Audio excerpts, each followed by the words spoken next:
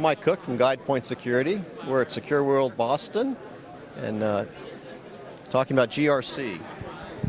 Hey guys, my name is Esmond Kane. I'm the Deputy Chief Information Security Officer in Partners Healthcare here in Boston. And today we're here to talk about some governance, risk and compliance with Mike Cook. So Mike, quick question. Tell me, why is this such a hot topic right now? What's been increasing the spend in GRC? There's been a lot more efforts around compliance lately, and as it started with IT SOX, and different industries have their initiatives going on. In healthcare, it's HIPAA, high tech, and such. In the energy sector, it's NERC and FERC. I think that's driving it a lot, and there's just more. It seems like there's more emphasis around risk management, enterprise risk management, and IT risk management. Do you find that in your organization? I mean, absolutely. HIPAA is risk-based, so we tend to find that things like NIST, cybersecurity framework, and other kinds of risk frameworks are very much the topic of the day. But when you see these GRC platforms being implemented, tell me a little bit about these integrated GRCs, not just from the risk perspective. What else are people bringing to the table?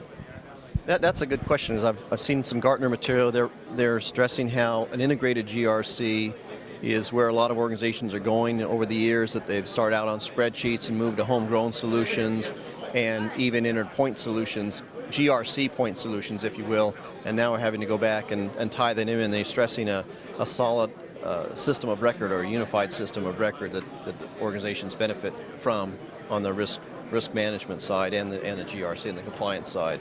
Trying to reduce some staffing resources, I think, or the efforts involved. What do you find? So, I mean, cost efficiencies, whether they're staffing or just the time to market, the time to deliver a risk assessment, vendor assessment, is definitely of value. I mean, we're driven very much by affordable care. So we're driven by these efficiency measures. We're certainly looking at things like Six Sigma, Kaizen. Some of these GRC platforms tie into things like PMBOK and these other kind of efficiency measures. How long have you folks been implementing GRC? Partners? So this will be about my second or third run at a GRC platform. In Partners, we've been doing this for a couple of years. We've had some successes defining a lot of these use cases and delivering things around like policy, risk assessments, focusing on things like business continuity, IT disaster recovery. You had spoken there around some of these things. I find that culture and leadership, the buy-in and the vision from the leadership roundtable is very, very important. What successes we've had certainly speaks to that. Can you tell me a little bit more about it? Well, I think the sponsor, the support from senior leadership is key. You mentioned you've had a couple runs at it. We've had a couple runs at different clients as well, where the support wasn't there, maybe from leadership, and obviously definitely too from putting the right resources onto it, and had to start over on a project. So that's critical. I think the culture is also very important, getting everybody on board. Enterprise GRC involves so many different facets of the organization. Got to get it from the silo approach and get a lot of teams involved that have to work together on that. Mm-hmm. I mean, I definitely would echo some of that. It's an opportunity to integrate the culture as well as some of the business tools, enriching the content, making it available, also making things like your risk assessment, risk management team work with your compliance and internal audit. You've repeatedly mentioned assessments. Are you doing much with business associates in your GRC platform, as far as or vendor assessments as well? So vendor assessments are currently, they will be rolling out any minute now. We're looking at maybe establishing a vendor portal, trying to consolidate a lot of the workflow right there. So you're not just a third party isn't just completing your SIG, your questionnaire, but also any other onboarding that's associated with it. From a risk assessment perspective, we are absolutely migrating away from that Excel spreadsheet program you described earlier.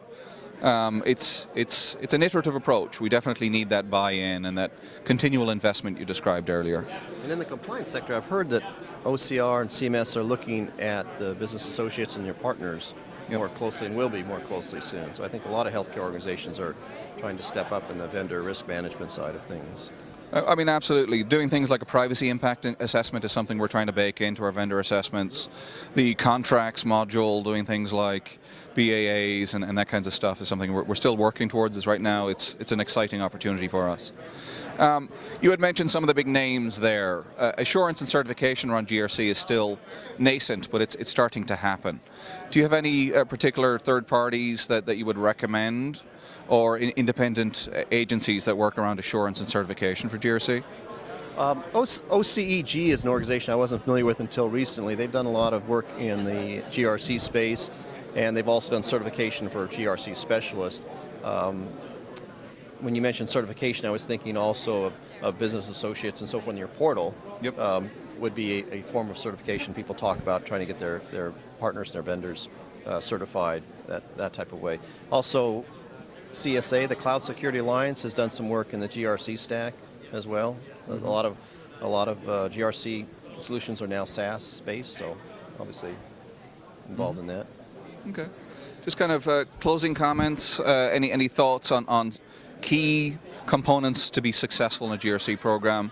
You've touched upon a lot of them, but any key takeaways you'd like to just reiterate or reinforce? Well, I wanted to talk and also hear from you as far as some of the challenges as far as implementation. When we talk about senior leadership and so forth being involved in support, breaking down the silos and such, applying the right resources, what challenges have you seen in the implementation side that could be taken care of with maybe, I don't know, more planning, more resources, communication? Okay. Any tips there? I think knowing your audience, knowing your business, being very granular when it comes to the requirements, the business use cases that you're trying to drive. As with any enterprise level project, you need to combat fatigue, scope creep. GRC projects, they tend to be approached as if they were a platform and they can be everything to everyone. It's an opportunity certainly to reinvest in process engineering. I like to think of it as an analogy that you can, as much as you're migrating to an electronic workflow, you can also just re-engineer your process.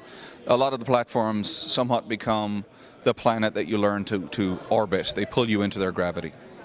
Yeah, we've seen that too with clients as well, and worked with them on the processes and the culture, and not to try and stress their processes too much with the introduction of a tool, but you tend to also have to make the processes work with the tool. So there seems to be a happy compromise there. But, I agree. Yeah. Culture is everything. And it's we've all seen a number of cases where they've had to restart completely in the GRCs. It's a big undertaking.